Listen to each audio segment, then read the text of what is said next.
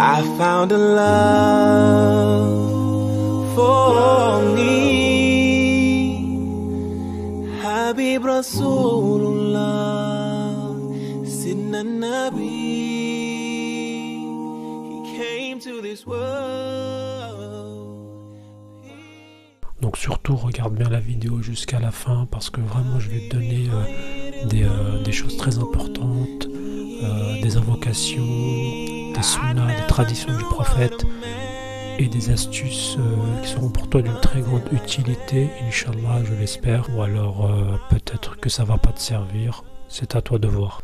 Alhamdulillah, wa salatu wa salam ala rasulillah wa ala alihi wa ashabihi ajma'in. Assalamu alaikum wa rahmatullahi wa barakatuh. Alhamdulillah, donc aujourd'hui je voulais vous faire une petite vidéo. Bientôt les vacances, Inch'Allah. Beaucoup parmi nous vont se préparer pour partir visiter la famille, aller dans leur pays d'origine, visiter les proches. Parce qu'en fait, il y a beaucoup de gens qui partent en vacances et qui font des choses et ils pensent que ce qu'ils font c'est bien. Ils pensent qu'ils sont en train de faire quelque chose qui est utile, mais en fait ils sont en train de faire des choses très très graves qui peuvent avoir de lourdes répercussions pour eux, pour leurs enfants, pour leur famille, pour leurs proches. Donc là je voulais vous citer un hadith du prophète sallallahu alayhi wa sallam qui dit que il y a 3 invocations qui sont acceptées sans aucun doute, qui sont exaucées sans aucun doute. Premièrement, l'invocation de l'opprimé, de celui qui subit une injustice. Deuxièmement, l'invocation du voyageur. Troisièmement, l'invocation du père contre son fils. Donc dans ce hadith, le prophète il nous dit que ces 3 personnes, quand elles demandent une chose à Allah, elles font une dua, sans aucun doute, Allah il accepte cette dua. Donc je vais dire le hadith en arabe. يقول النبي صلى الله عليه وسلم ثلاث دعوات مستجابة لا شك فيهن دعوة المظلوم دعوة المسافر ودعوة الوالد على ولده أو كما قال النبي صلى الله عليه وسلم. Donc là en résumé on va rentrer directement dans les traditions, les sunnas que notre prophète sallallahu alayhi wa sallam nous a enseigné pendant le voyage.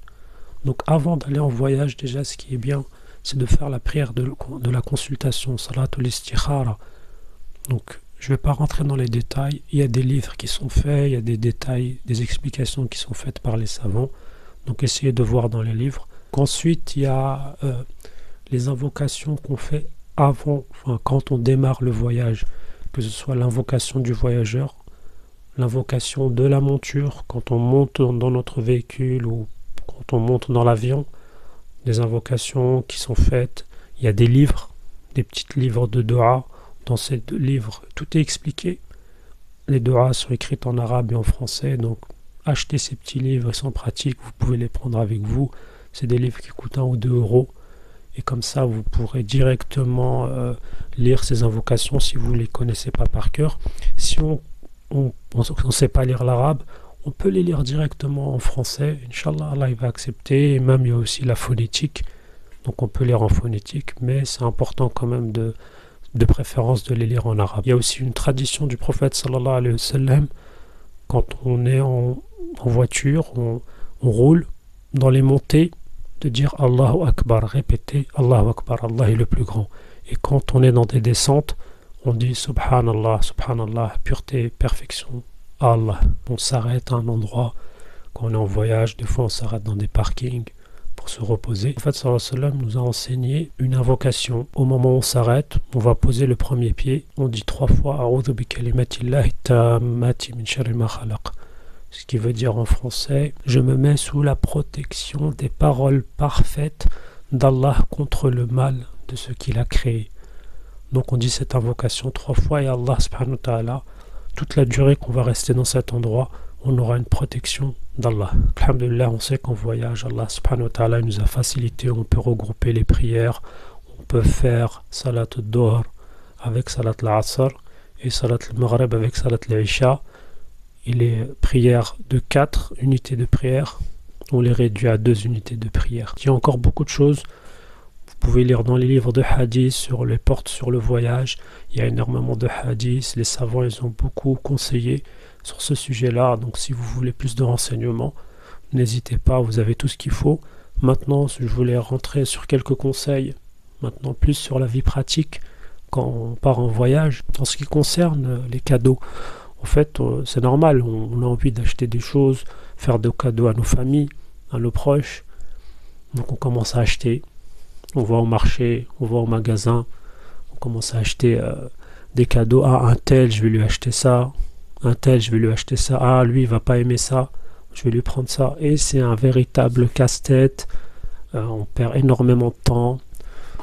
Alhamdulillah, c'est une bonne intention, c'est pour la bonne cause. Et après, ça prend beaucoup de place dans la voiture. On sait tous comment ça se passe. Donc, moi, ce que je conseille aux gens, c'est un conseil qu'un ami m'avait donné il y a un certain nombre d'années. Je trouve que c'est bien. Ça fait gagner du temps. Ça fait gagner de la place. C'est très simple. En fait, ce qu'on fait, on prend des enveloppes. Chaque enveloppe, je mets le nom de la personne à qui je vais donner cette enveloppe. Et je mets 10 euros, 20 euros dans cette enveloppe. Et voilà. Chaque personne, je vais lui donner maintenant une enveloppe avec de l'argent. Pourquoi faire ça? Déjà, premièrement, je pense que ça va être plus utile pour la personne qu'on va voir. Elle pourra utiliser cet argent-là comme elle le souhaite. Peut-être elle a des frais, peut-être elle a des projets, elle a énormément de choses. Deuxièmement, c'est un gain de temps pour nous et un gain de place dans la voiture. Quelques enveloppes, ça prend pas de place et on part léger. Aussi le problème des véhicules. On voit souvent les gens, toute l'année, ils roulent avec un véhicule qui fonctionne bien, qui roule bien. Il n'a pas vraiment de problème. Ils peuvent partir avec au bled, mais il va acheter un autre véhicule, beaucoup plus classe, beaucoup plus ceci, cela. Et la personne, qu'est-ce qu'elle va dire? Oui, mais c'est la route, il faut un bon véhicule pour être confort pendant la route, tout ça. Ok, d'accord, il n'y a pas de problème. Mais moi, personnellement, ce que je pense, c'est, mon ami, garde ton véhicule, il roule bien, fais une révision, change ce qu'il y a à changer dedans et pars avec ton véhicule. Ne va pas au bled avec un véhicule, tu sais qu'il est au-dessus de tes moyens, tu sais que quand tu vas revenir, tu vas le revendre.